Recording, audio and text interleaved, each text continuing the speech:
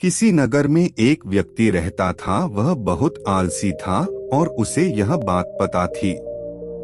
एक दिन वह बुद्ध के पास आया और दुखी मन से बोला, बुद्ध, मैं बहुत आलसी हूँ और अपने आलस्यपन के कारण मुझसे कोई भी कार्य सही समय पर नहीं होता है और नहीं ठीक से कर पाता हूँ। मेरे घर में सभी मुझसे परेशान हैं। कृपया बताइए मैं क्या करूँ? बुद्ध मुस्कुराए और बोले, तुम्हें कैसे पता कि तुम आलसी हो और किस प्रकार का आलस्य है तुम्हें? व्यक्ति ने कहा, मुझे यह तो ठीक से नहीं पता कि आलस्य वाकई में क्या होता है, लेकिन यह जो भी है बहुत बुरा है।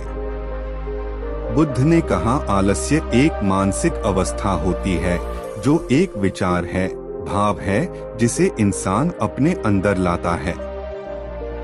मनुष्य को दो प्रकार से आलस्य आता है, शारीरिक और मानसिक। शारीरिक आलस्य का कारण भोजन है।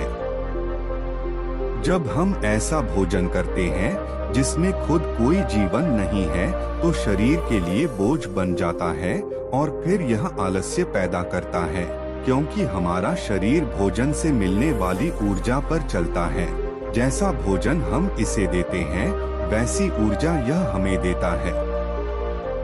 इसलिए आलस्य से बचना चाहते हो तो आराम और आसानी से पचने वाला भोजन करो जो प्राकृतिक रूप से हमें मिलता है। शारीरिक स्तर पर ही दूसरा कारण है सही से ना बैठना, सही से ना सोना और सही से ना चलना। बुद्ध ने आश्रम के भिक्षुओं की तरफ इशारा किया और कहा, देखो इन भिक्षुओं को ध्यान से देखो, इनके चलने, बैठने और लेटने में संतुलन है। जब ये चलते हैं तो इनके पैरों के बीच तालमेल होता है, बैठते हैं तो गर्दन ऊपर और रीढ़ की हड्डी बिल्कुल सीधी होती है, जब लेटते हैं तो शरीर बिल्कुल स्थिर और तनाव रहित होता है, जिससे वे आरामदायक और गहरी नींद लेते हैं। व्यक्ति बोला, क्या पर्याप्त नींद आवश्यक है? बुद्ध बोले, हाँ, ना कम ना अधिक। यदि रात को पर्याप्त नींद नहीं लेते हो तो कल का दिन आलस्य और थकान से भरा होगा। व्यक्ति ने कहा, आपने सच कहा, यह मैंने भी महसूस किया है। बुद्ध बोले, शारीरिक स्तर पर तीसरा कारण है सुबह जल्दी ना उठना। जल्दी तभी उठ पाओगे जब रात को सही समय पर सोगे। इन आश्रम के भिक्षुओं को देखो, इनके रात का सोने का समय निश्चित है, तभी यह सब जल्दी उठते हैं। हर एक भिक्षु का अनुशासन होता है और वही इनके जीवन में संतुलन लाता है।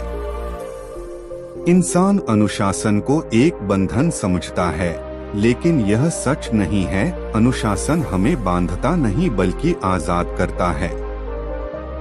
बुद्ध ने व्यक्ति से कहा, यदि आलस्य से बचना चाहते हो तो एक निश्चित दिनचर्या बना लो।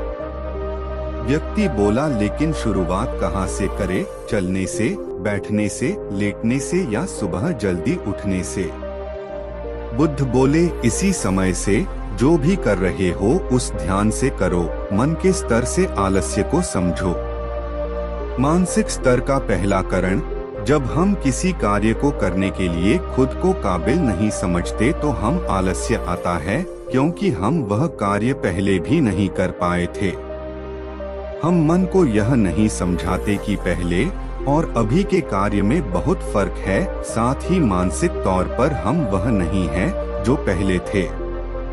तब से लेकर अब तक हमने बहुत कुछ सीखा है।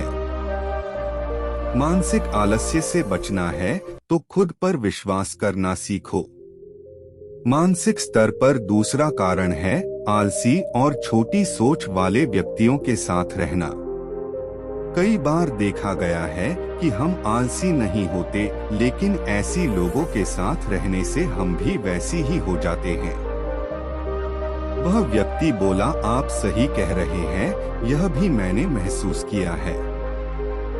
बुद्ध बोले, मानसिक स्तर का तीसरा कारण है काम को टालना। मानसिक तनाव का सबसे बड़ा कारण है हमें पता नहीं चलता, लेकिन धीरे धीरे यह आदत हमारे अंदर घर कर जाती है और जिंदगी खराब कर सकती है। इसलिए को कार्य आज कर सकते हैं, उस आज ही करो, कल नहीं। बुद्ध ने कहा मानसिक आलस्य का चौथा कारण है लक्ष्य स्पष्ट ना होना। मान लो तुम एक रेगिस्तान में फंसे हो और तुम्हें प्यास लगी है, तो क्या करोगे? वह व्यक्ति बोला मैं पानी ढूंढने के लिए आसपास किसी गांव की तलाश करूंगा। बुद्ध बोले यदि गांव नहीं मिला तो क्या करोगे? वह व्यक्ति बोला तो भी मैं ढूंढने का प्रयास करूंगा क्योंकि मेरे पास और कोई विकल्प नहीं।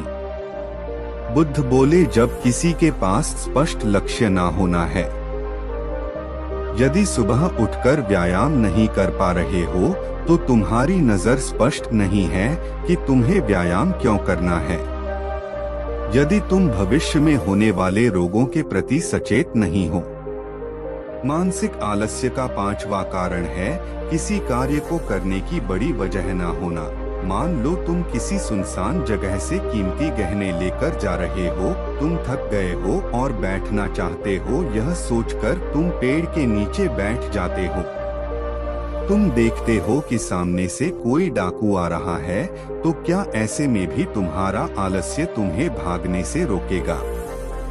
नहीं, तुम्हारा आलस्य सिर्फ उन्हीं कार्यों को करने से रोकता जिन्हें करने की बड़ी वजह नहीं होती है। बुद्ध ने कहा मेरी बात ध्यान से सुनो, जहाँ स्पष्टता है और कार्य करने की बड़ी वजह, वह आलस्य हो ही नहीं सकता। वह व्यक्ति गौतम बुद्ध से बोला मुझे आलस्य का सारा खेल समझ आ गया।